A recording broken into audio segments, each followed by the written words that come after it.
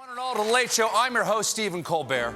Last night was a monumental election that fundamentally shifts the balance of power in Washington, D.C. for years to come. And it is not the top story because this morning, Trump fired his Attorney General, Jeff Sessions, seen here on his happiest day at the job.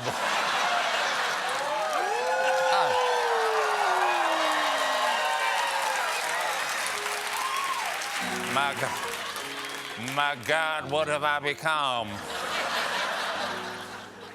After Trump had done it, but before we knew he done did it, one of our guests tonight, Major Garrett from CBS, asked Donald Trump this.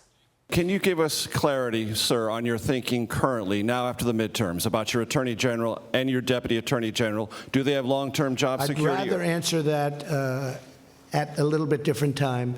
Because a little bit later, because right now I'm having a hard time hearing any of these questions over the loud beating heart of Jeff Sessions hidden under my floorboards, okay? I had a little trouble stuffing the little guy down there.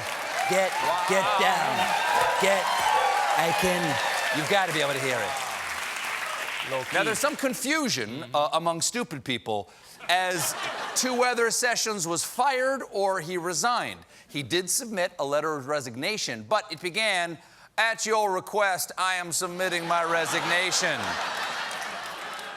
Look at that Southern hospitality until the end. You know? "Sir, at your gracious request, I am going to sit on it and spin."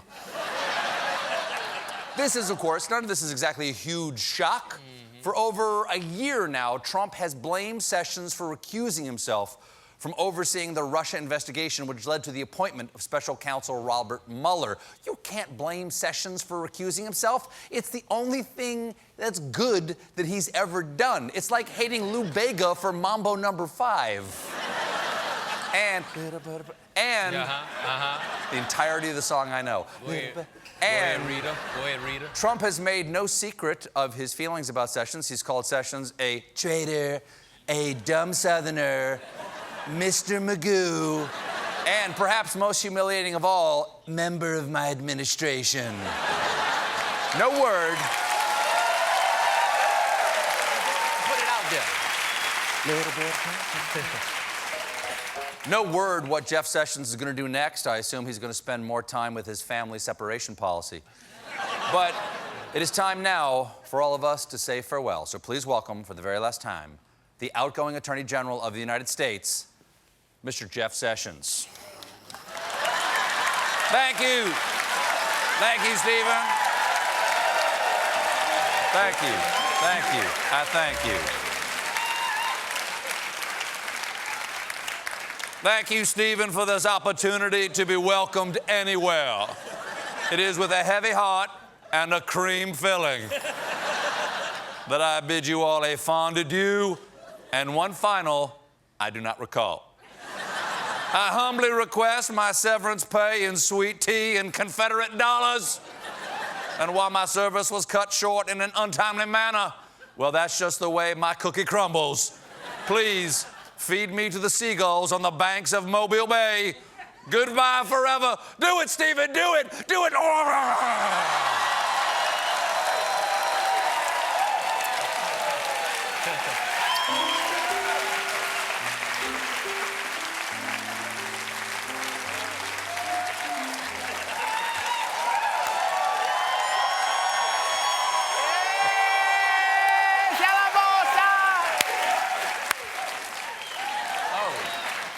Of course, whoever replaces Jeff Sessions has big, tiny shoes to fill.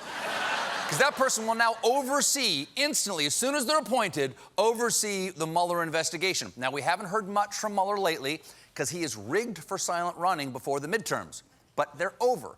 And reportedly, Don Jr. has told friends recently he believes he could be indicted. So, yeah. That's true. It's coming from. If that's true. It's coming from. It's only a matter of time till Donald Trump distances himself from his son. Who are you talking about? Donald Glump? I've never heard that name in my life. But I think he got coffee for us. But Who on earth would be willing to go down in history as the man who stepped in to fire Robert Mueller? Enter new acting Attorney General and Caucasian M&M, Matt Whitaker. Now, there is no way to know Whitaker's stance on the Mueller investigation unless you read his op-ed, Mueller's investigation of Trump is going too far, in which Whitaker wrote that if Mueller looks into Trump's finances, it could be damaging to the President of the United States and, by extension, to the country. And by the country, of course, he means Russia. And last year, one assumes,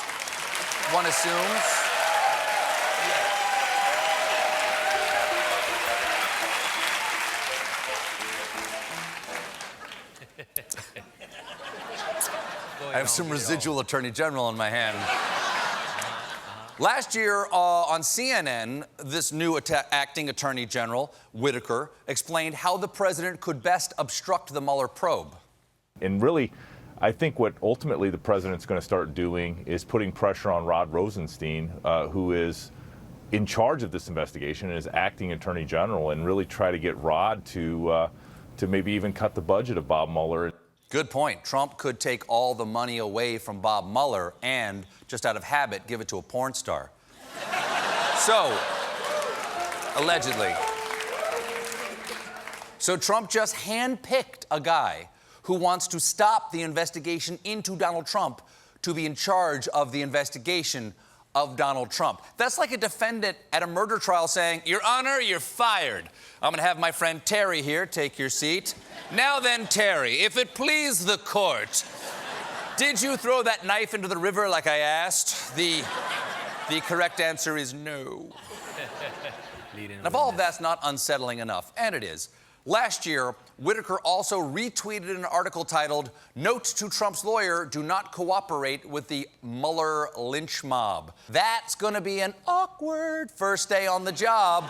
"Hi, Bob, I'm your new boss. Let me know if you need any help with the witch hunting and mob lynching. By the way, I'll take that stack of indictments. They're not in the budget anymore."